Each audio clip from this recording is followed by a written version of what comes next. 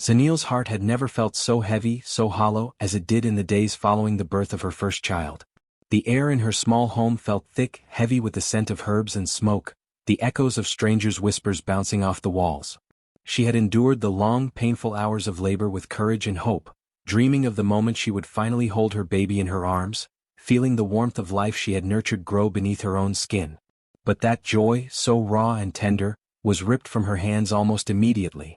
Her husband's family, stern and unyielding, arrived in the middle of the night, their faces a mixture of ritualistic solemnity and fear. Before Zanil could cradle the tiny bundle against her chest, they took it away, lifting it with careful, trembling hands as if it were both fragile and dangerous. She cried out, her voice cracking with despair, but the walls of her home seemed to swallow her screams. Her husband, usually silent, avoided her gaze, and she was left alone, the cradle empty, the space where her child should have slept cold and hollow. The village, too, seemed to respond with muted reverence or perhaps with fear. Neighbors whispered behind half-closed doors, speaking in hushed tones about the customs of Zanil's husband's family. They talked of strict rules passed down through generations, of old superstitions and rituals meant to protect infants but often leaving mothers bereft. Zanil's mind reeled with questions, each one more painful than the last. Why had the child been taken? Was it truly for protection, or had some hidden fear driven her family to act so cruelly? She could not tell if their eyes, when they glanced at her from the village square, carried sympathy, judgment, or simply an understanding of the rigid hierarchies that governed their lives. Every night, as darkness fell over the village and the sounds of nocturnal insects filled the air, Zanil's mind returned to the small cries that she could no longer soothe. She imagined her child lying in some dimly lit corner of her husband's family compound, shivering beneath blankets that could not carry the warmth of a mother's embrace. Each cough, each whimper she imagined in the quiet of her own home felt like a knife twisting in her chest. She would rock herself in the corner of her room, her hands clutching her belly where the child had once rested, seeking solace in the phantom warmth that lingered in memory.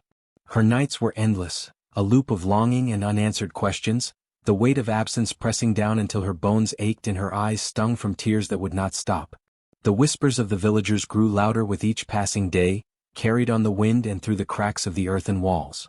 They spoke of curses and blessings, of rituals that demanded obedience, and of mothers who had been forced to endure the same fate before her. Zanil listened, sometimes hoping for guidance, sometimes hoping for a hint of rebellion, but always finding only fragments of half-truths and warnings wrapped in superstition. Each whisper seemed to carry both fear and caution, a reminder that to question the authority of the family that had taken her child was dangerous, even foolish. Yet, in those whispered fragments, Zanil also found the faintest spark of hope, the knowledge that perhaps her child was alive, that the separation, however cruel, did not extinguish the bond between them. Zanil's grief was not passive, it was fierce and consuming. She moved through her days with a hollow sort of resilience, attending to the chores that were expected of her, yet never fully present, her thoughts continually wandering to the cradle she could not touch, the lullabies she could not sing, the tiny fingers she could not hold. Each meal passed unheeded, each conversation a blur, because the image of her child's small, innocent face haunted her waking hours. Even the simplest tasks, like fetching water from the well or tending to the small garden outside her home, were shadowed by the absence of the life she had brought into the world. At night, she lay in her narrow bed, listening for the imagined cries that might reach her through the walls, and sometimes in the deep stillness she swore she could hear them. A faint whimper, a soft coo, a sigh that could have been the wind, or could have been her child calling across the distance. She clutched the thin blanket around her shoulders, pressing it to her chest as if the mere act of holding it close could bridge the impossible gap. Every time she closed her eyes, every time she drifted into the brief, trembling moments of sleep, her mind wandered to the future, imagining a reunion that seemed both inevitable and impossibly far away. Through her suffering, a new awareness began to take root in Zanil's heart. She realized that grief was not simply an absence of joy, but a force that sharpened the senses, strengthened resolve, and cultivated a bond beyond the physical.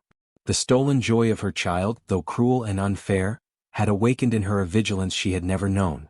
She began to listen more carefully to the rhythms of the village, to the behavior of her husband's family, and to the subtle signs that might reveal why her child had been taken. Her nights of longing became nights of silent observation, her grief a quiet, burning determination to uncover the truth hidden beneath ritual and superstition. Though she was alone, though the cradle remained empty and the night seemed endless, Zaniel's maternal instinct refused to be quelled. The child had been taken, yes, but the connection remained unbroken, stretching across walls, through whispers and into the wind. In that quiet desperation, she vowed to herself that she would listen, watch and wait, and that one day the cries she could not yet answer would lead her to the answers she sought.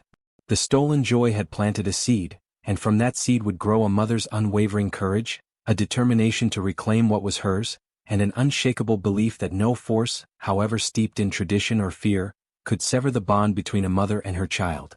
Night after night, Zaniel lay awake, the weight of emptiness pressing down on her chest, when she first heard it, a faint, almost imperceptible cry drifting through the walls of her home. At first she thought it was her imagination, a trick played by grief and longing. But as the hours passed and the village settled into slumber, the sound persisted, soft yet insistent, weaving itself through the quiet like a fragile thread that refused to break. Her heart thumped in her chest as she sat upright in her narrow bed, straining to catch the echoes. The sound was unmistakable, a baby's cry, small, plaintive and filled with longing. Her child was gone, taken by her husband's family, yet here in the midnight stillness, the cries reached her ears, piercing the shadows with a call only a mother could recognize. Each night the cries grew stronger, more distinct. Zaniel rose from her bed, her bare feet pressing into the cool floor, and moved from room to room, listening, searching, hoping. The villagers had whispered about spirits and ancestral warnings, about the dangers of questioning family authority, but her maternal instinct could not be quieted. Something was calling to her, something that transcended walls, distance, and the fear instilled by superstition. The cries were not random, she realized as she began to notice subtle patterns. A sharp wail when her husband entered the room, a soft moan when a particular aunt walked by, a quiet whimper that seemed to follow the movements of the servants. It was as if the sound itself had awareness, aligning with the rhythms and activities of the household, drawing her attention to moments others would dismiss as ordinary. By the third night, Zaniel's fear had grown alongside her determination. She could no longer ignore the cries, nor could she chalk them up to coincidence. They seemed to pulse in the corners of her home, rising and falling like a living heartbeat, calling her to action. She began keeping a small notebook, recording when the cries appeared, their intensity, and the movements of those around her. Slowly a pattern emerged. The sound never occurred when the household was still, when no one moved or spoke. It was connected to the people within the walls, as if her child's voice could sense the intentions, actions, or presence of those who controlled its life. The realization sent shivers down her spine. This was no ordinary cry. There was intelligence behind it, a message she was meant to decode, a bridge between mother and child that defied physical separation. Zaniel began to test her theories, moving quietly through the rooms, altering her own routines to observe the responses. When she sat near the front door and waited in silence, the cry would shift, rising in pitch, almost as if the child were reacting to her attention. When she paused her footsteps and listened, it softened, becoming a plaintive hum of longing. Each response confirmed the connection that had always existed between mother and child, a bond that no distance or interference could sever. The sound carried more than grief. It carried recognition, yearning, and a silent plea that only she could answer. Sleep became a stranger, for Zaniel's nights were filled with this strange, luminous vigilance. She began noticing the subtle nuances of the household, the way the servants whispered behind doors, the hurried movements of her husband's family, and the small, telling gestures that had once gone unnoticed. The cries seemed to highlight secrets, illuminate hidden tensions, and cast light on the smallest of truths. It was as though her child, in the fragile way that infants understand the world, was guiding her, revealing patterns and connections that she could not see with her own eyes. Despite the fear, despite the confusion, Zaniel felt a deepening sense of empowerment. The cries were no longer merely a reminder of loss. They were a map, a guide, and a confirmation that she was not powerless. Through the mysterious, nightly wails, she understood that her maternal intuition was a force to be reckoned with, that the connection between mother and child could traverse walls, barriers, and even the fear imposed by others. She vowed to follow every whisper, every sound, knowing that the truth of her child's plight, and the path to reclaiming it, would be revealed in the rhythms of those plaintive cries that echoed through the long, silent nights. Zaniel's heart, heavy yet resolute, recognized the promise hidden within the sound, that the bond of love, intuition, and vigilant care could pierce the walls of oppression, and that the persistent cries of her child, though unheard by others, were the first step toward uncovering the truth and restoring the joy that had been stolen from them both. Zaniel's curiosity and desperation had reached a tipping point. Night after night, she had listened to the faint cries that pierced the walls of her home, trying to decipher their meaning, to understand what her child was trying to tell her. The patterns she had observed in the previous nights had led her to a growing suspicion. Her child was near, closer than anyone had admitted, yet hidden behind layers of secrecy and superstition. The thought of her baby confined, alone and distressed, filled her with both fear and determination. She could no longer wait for answers to come to her. She had to seek them herself, however dangerous it might be. One evening, when the household was busy with the usual routines and the servants' footsteps had faded into the night, Zenil moved silently through the compound. She knew the general layout. Her husband's family's house was old, with heavy wooden doors, worn stone floors, and a maze of corridors that seemed designed to keep secrets. Her heart pounded in her chest as she stepped lightly, her eyes scanning for any sign of a room that might hold the source of the cries. The faint scent of herbs and smoke guided her, growing stronger as she approached the east wing, a section of the house that was always locked and rumored to be off-limits to outsiders. There it was, a door slightly larger than the others, with intricate carvings that marked it as important, almost sacred. The lock was ancient, brass tarnished with age, but Zenil had long ago observed where her husband's family kept their keys. She retrieved a small iron key she had quietly acquired days before, her hand trembling as she inserted it into the lock. The mechanism clicked softly, and the door creaked open, revealing a dimly lit room filled with the scent of dried herbs, smoke and something sharper, almost metallic. Zenil's breath caught in her throat as she peered inside. In the center of the room, illuminated by a single oil lamp, was her baby, small and fragile in a tiny cradle. The child's eyes fluttered and their lips quivered, emitting soft cries that tugged at Zenil's heart with every beat. Around the cradle were charms, small wooden carvings and bundles of herbs, carefully arranged in circles and patterns meant, she realized, to protect the child according to her husband's family's beliefs. Yet despite their intentions, the baby was clearly distressed, its cries rising in urgency and fear. Zenil's chest ached at the sight, the distance and confinement magnifying the helplessness that had gripped her since the birth. She crouched just outside the cradle, watching carefully. It became clear to her that the family's secrecy was not born from malice, at least not entirely, but from fear. Fear that the child, in some mysterious way, carried significance beyond what they could understand. Fear that the infant's potential, whatever the prophecy or superstition might claim, would be compromised if handled without strict adherence to their rituals.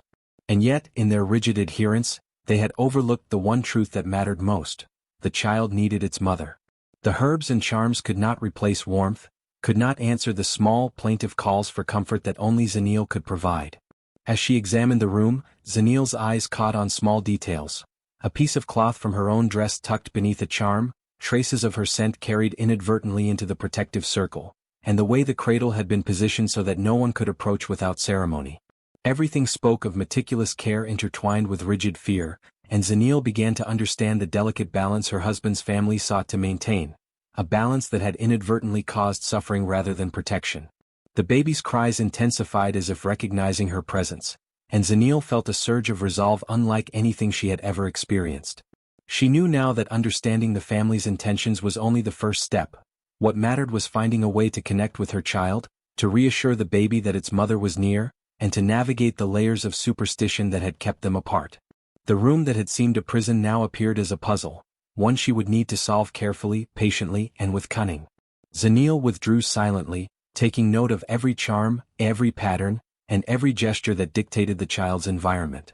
She would not act rashly. She had learned from the cries, from the night's revelations, and from the whispers of intuition that had guided her so far.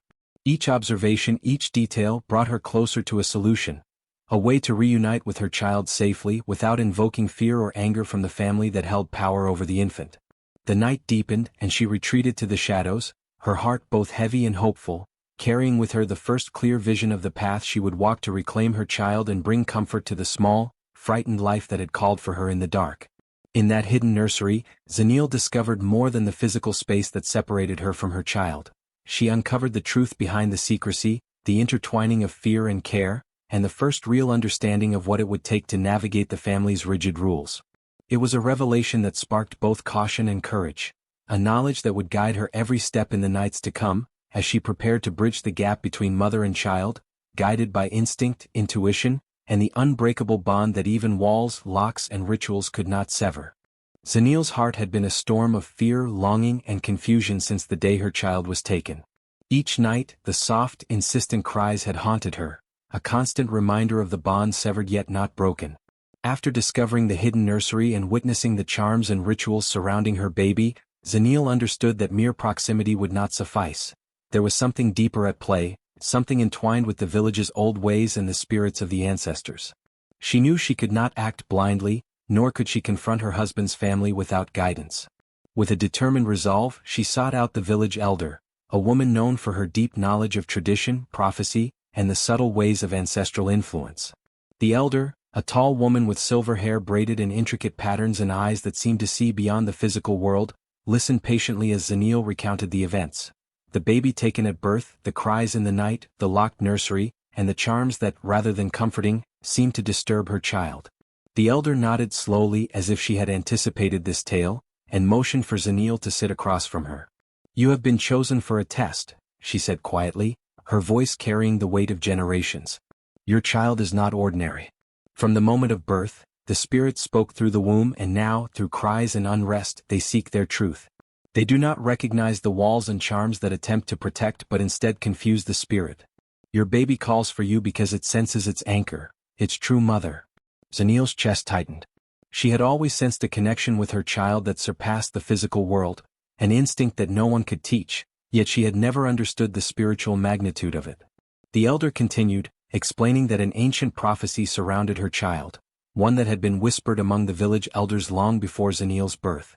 The prophecy spoke of a child whose presence would reveal hidden truths and disrupt the balance between family, lineage, and ancestral law. "Your husband's family fears the prophecy," the elder explained, "and that fear drives their overprotective measures. They believe confinement and charms can prevent the prophecy from manifesting, but they only deepen the child's unrest. Spirits cannot be restrained by wood, cloth, or smoke. Only recognition, understanding, and love can soothe the soul." Zaniel listened intently, absorbing every word. She realized that the cries she had heard each night were more than expressions of discomfort.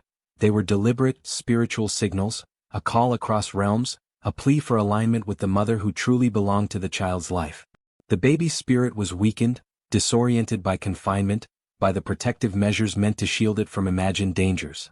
Every herb, every chant, every ritual performed with fear had amplified the child's confusion rather than alleviating it. It was a delicate balance of power, intention, and ancestral will, and Zaniel now understood that her approach required both patience and precision. The elder instructed Zaniel in the ways of listening deeply to the spirit's messages, not merely hearing the cries but interpreting their rhythms, intensities, and timing. "Pay attention to the night winds, the way the baby's energy interacts with the home, and the subtle shifts in the air when family members enter or leave the room," the elder advised. "You must prepare your heart and mind to respond in accordance with the ancestral ways. Force will only provoke resistance. Harmony, recognition, and patience are your allies." Zaniel nodded, a mixture of relief and apprehension settling over her. She understood that every step must be calculated, every movement measured, and every interaction with the child guided by intention and intuition. The elder emphasized that spiritual alignment could not be rushed. Attempts to circumvent tradition or ancestral authority could result in greater harm to the child's spirit. She instructed Zaniel to begin nightly meditations and to create a personal ritual of connection, small acts that would reinforce her presence to the child without alerting the family or disturbing the charms in place. Returning home, Zaniel felt a newfound clarity. The cries in the night were no longer mere sources of anguish but a guide, a roadmap showing where patience, love, and spiritual wisdom must be applied. She began observing the patterns of the household more closely, noting when the baby cried the most, and understanding how each family member's actions influenced the child's energy. With the elder's guidance, she realized that she had a strategy that blended intuition with tradition, a path that would allow her to reclaim her child's trust and spirit without confrontation or fear. That night, as she lay in the quiet of her own room, Zaniel closed her eyes and let the cries wash over her in a new way. She envisioned a bridge forming between herself and her child, one made of love, patience, and ancestral blessing. She whispered silently to the wind and to the spirits she felt around her, acknowledging their guidance and promising to act with care. For the first time since the baby's disappearance, Zaniel felt hope, a hope grounded not only in the bonds of motherhood but in the understanding that the spirits of the ancestors, and the wisdom of her village, would help her navigate the delicate, sacred path toward reuniting with her child and restoring harmony to both spirit and home. Night after night, Zanille felt the ache of absence pressing against her chest, yet within that ache blossomed an unyielding connection she could not explain. Though the locked door separated her physically from her child, the bond between them had begun to transcend walls, charms, and rituals. Every cry that pierced the silence of her nights carried not only distress but a longing that resonated deep within her soul, and with each whisper, each coo, Zanille felt a response that was neither accidental nor entirely of this world. It was a dialogue of spirit, a communication woven from instinct, love, and the primal ties of motherhood. One evening, as the moon cast its pale light over the compound, Zanille settled beneath the window of the hidden nursery. She hummed softly at first, uncertain whether the baby would recognize her voice or if the sounds would be lost among the charms and herbs surrounding the cradle. The first notes were fragile, tentative, yet the baby stirred. Its small hands flexed and reached out in the dim lamplight, and the cries softened into a delicate cooing that made Zanille's heart swell with awe. Each night she returned, her lullabies growing more confident, carrying her warmth and intention through the walls that had once felt impenetrable.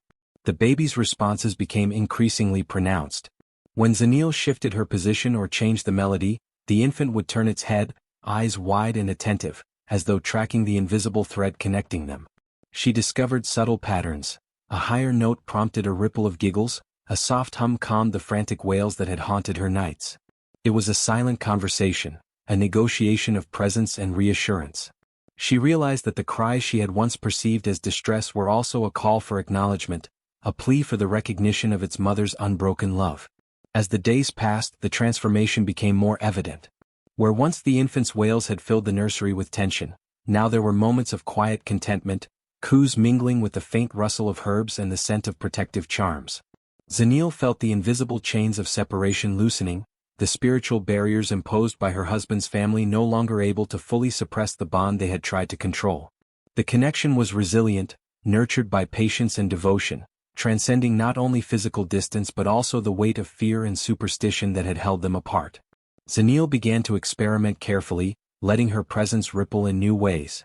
She would leave small tokens near the cradle, a piece of her hair, a soft cloth carrying her scent, and the baby responded with coos and tiny kicks, movements that seemed almost deliberate, affirming their recognition of one another. Each interaction strengthened her conviction. This was not merely instinct but a spiritual communion sanctioned by forces beyond their immediate understanding. She began to sense that the child's spirit, though constrained by human fears and rituals, was thriving in the bond they shared, and that it would soon have the strength to assert itself in ways her husband's family could not ignore. The bond was not without its challenges. On nights when the family was particularly tense or superstitious, the baby's cries would grow louder, almost frantic as if protesting the confinement. Zanille learned to modulate her presence, to sing with a steadiness that countered the chaos imposed by those around her. She whispered lullabies that had been taught by her own mother, melodies infused with ancestral resonance, and the baby responded, comforted by the familiar rhythm and the intangible warmth of her voice. Through this nightly ritual, the infant's spirit regained balance, and Zanille felt the quiet triumph of maternal persistence over human-imposed barriers. Beyond the practical impact of her actions, Zanille also experienced a profound spiritual awakening. She came to understand that the maternal bond is not merely biological. It is sacred, capable of traversing realms, time, and obstacle. Each coo, each flutter of tiny hands, was an affirmation of this truth. The baby's growing trust reinforced her own inner strength, giving her the courage to confront the challenges ahead with patience, wisdom, and a quiet but unwavering determination. As the nights continued, Zanille's confidence deepened. The locked nursery no longer symbolized confinement but a stage for the unfolding of a deeper understanding. Love, she realized, could not be restrained by locks or charms.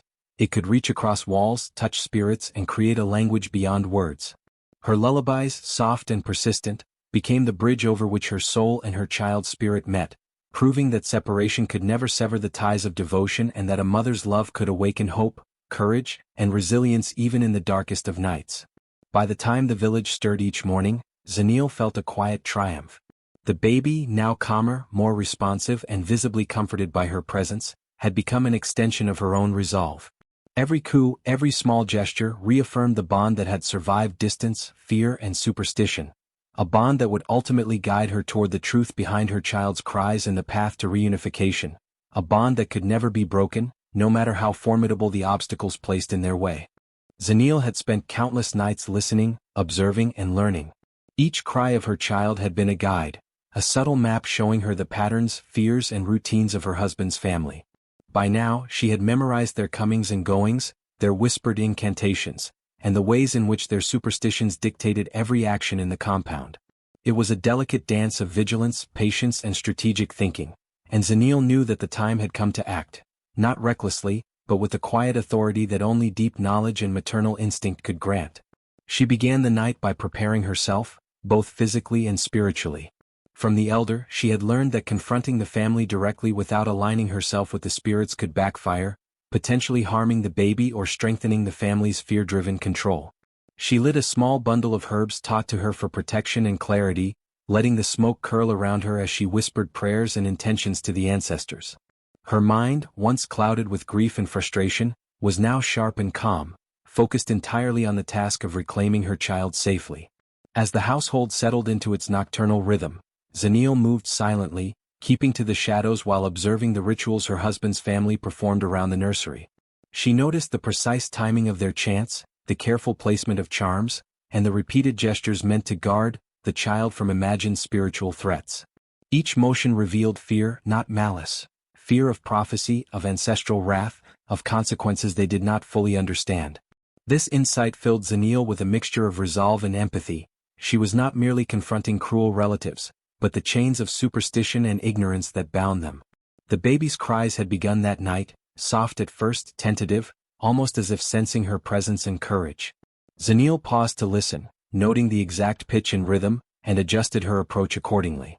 Her movements were deliberate, flowing like the wind through reeds, careful not to provoke panic or defensive reaction. She whispered lullabies under her breath, melodies imbued with the ancestral energy she had cultivated during her nightly vigils. The child's responses were immediate: small coos, a flutter of tiny hands, the soft turn of the head, a silent confirmation that their bond had been recognized and strengthened. Zenil's plan unfolded with precision.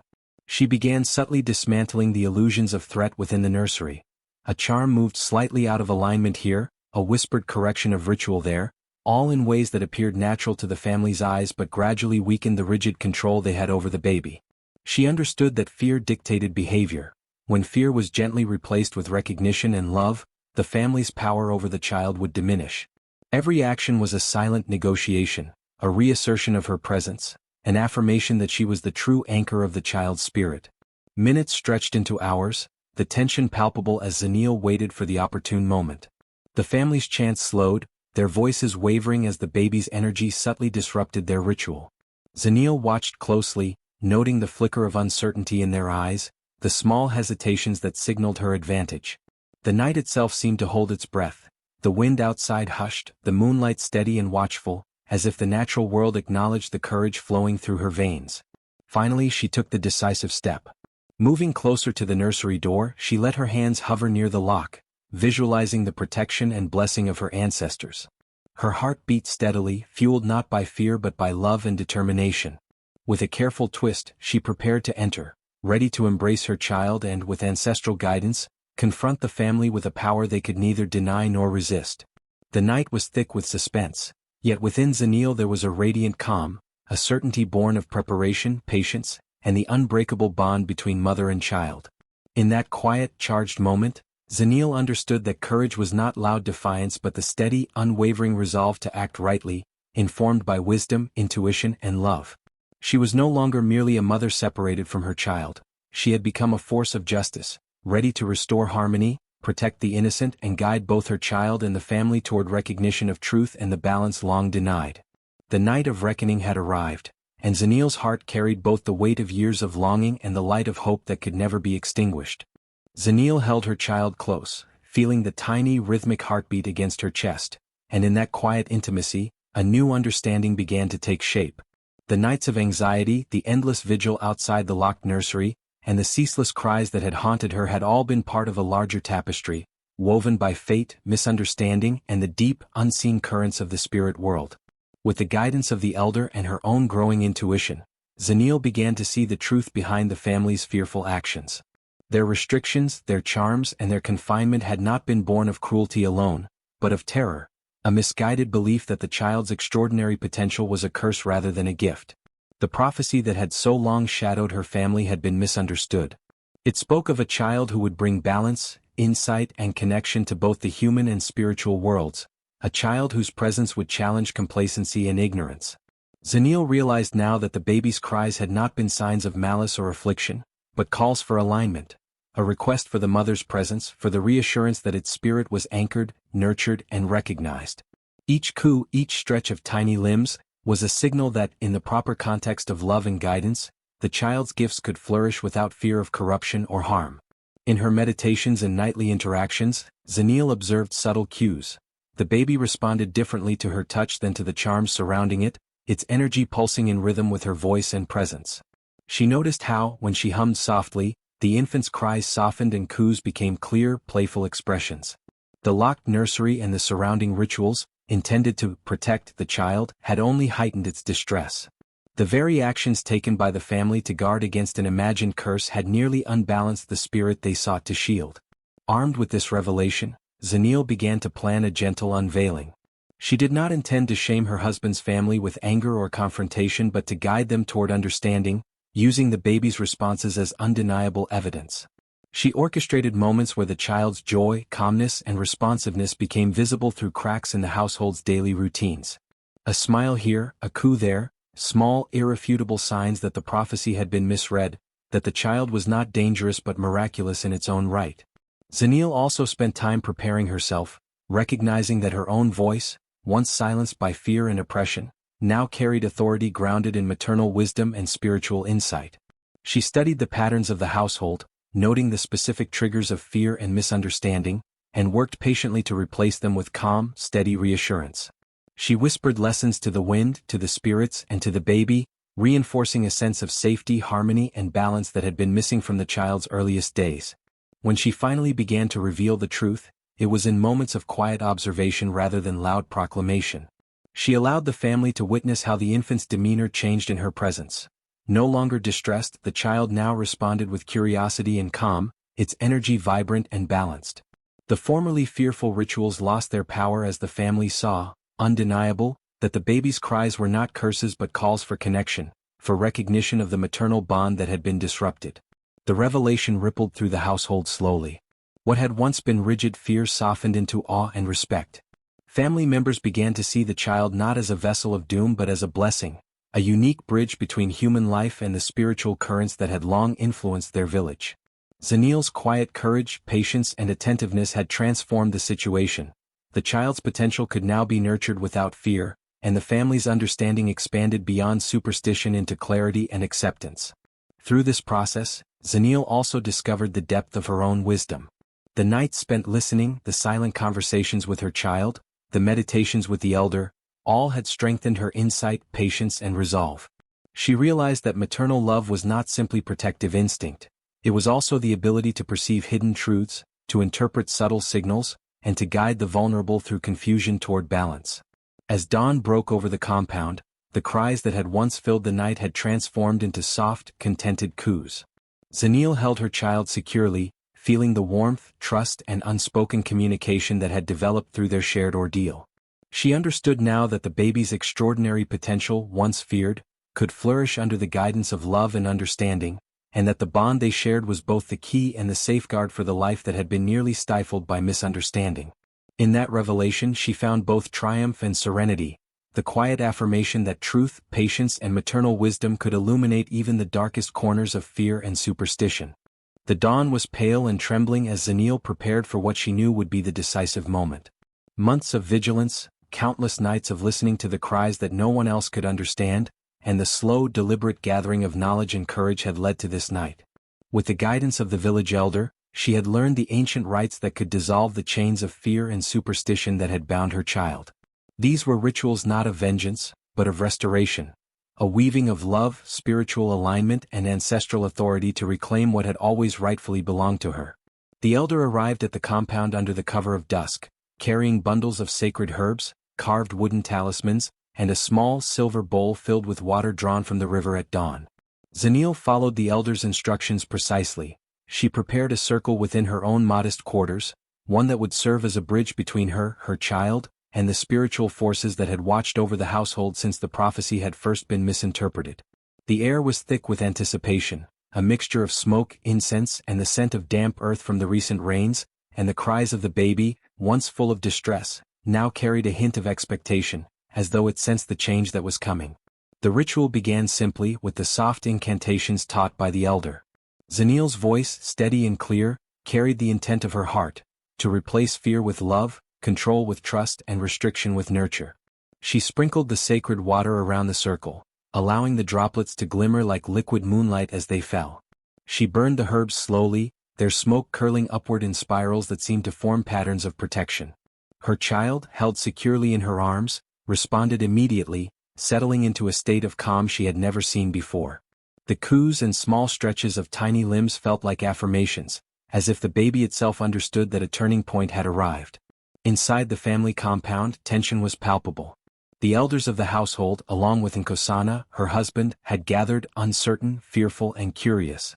They had watched her over the past weeks, seeing the mysterious calm that descended over the nursery whenever she was near. Now they bore witness to the transformation unfolding before them. Zeniel maintained her focus, projecting the strength of her maternal love outward, allowing it to ripple through the space and into every corner where fear had once reigned. The infant's cries, once sharp and desperate, had softened into melodious coos harmonizing with the cadence of Zeniel's words. With the final incantation, the circle's energy intensified. A subtle warmth spread through the room, a quiet light that seemed to emanate from Zeniel herself, not just from the ritual. It was a demonstration of something the family could not deny. The child's well-being was not in their charms, their fear, or their strict observances. It was in the presence, love, and guidance of the mother who had been kept at bay. The baby's eyes opened wide, looking toward the family, unafraid, secure, and radiant. It was a living testament to Zeniel's patience, intuition, and unwavering dedication. Nkosana stepped forward hesitantly, his face pale with realization. The elder spoke gently but firmly, explaining that the rituals of fear and the confinement of the child had been unnecessary, even harmful. It was not curses or ill omens that shaped the baby's cries, but the absence of maternal reassurance and the presence of unwarranted restrictions. The family listened in stunned silence, the weight of their misjudgment settling upon them. Their authority, once absolute, had been humbled not through confrontation or anger, but through the undeniable proof of maternal wisdom and spiritual alignment. As Zeniel held her child in her arms, the infant reaching out instinctively to touch her face, she felt a profound sense of triumph. The bond that had sustained them through months of separation and distress had proven indestructible. Every cry, every coo, every small gesture had been a signal, a guide leading her to this moment of restoration. She had not merely reclaimed her child physically, she had restored its spirit, calmed its fears, and established a foundation of love that would nurture it into the extraordinary potential foretold by the prophecy. The family, humbled and chastened, began to adjust. The elder advised them to recognize that love and care, not fear and superstition, were the true protectors of the child. They slowly stepped back, allowing Zeniel to take full custody, and in doing so, they began to understand the power of her guidance. The baby thrived in her care, each day growing stronger, calmer, and more attuned to the world around it. Zeniel, now both a mother and a guardian of wisdom, realized that justice had been achieved not through force, but through the quiet, determined, and unwavering application of love. As the night waned and the first light of dawn spilled across the village, Zeniel stood at the threshold of her home, her child cradled in her arms, the elders and family witnesses to the triumph of maternal instinct and courage. She understood deeply that true power lies not in dominance, but in nurturing, protecting, and guiding with love and insight. The baby's cries would never again be a source of fear. They were now a language of trust and connection, a living affirmation that the heart of a mother can restore balance, heal misunderstandings, and transform even the deepest shadows of human doubt into a thriving light.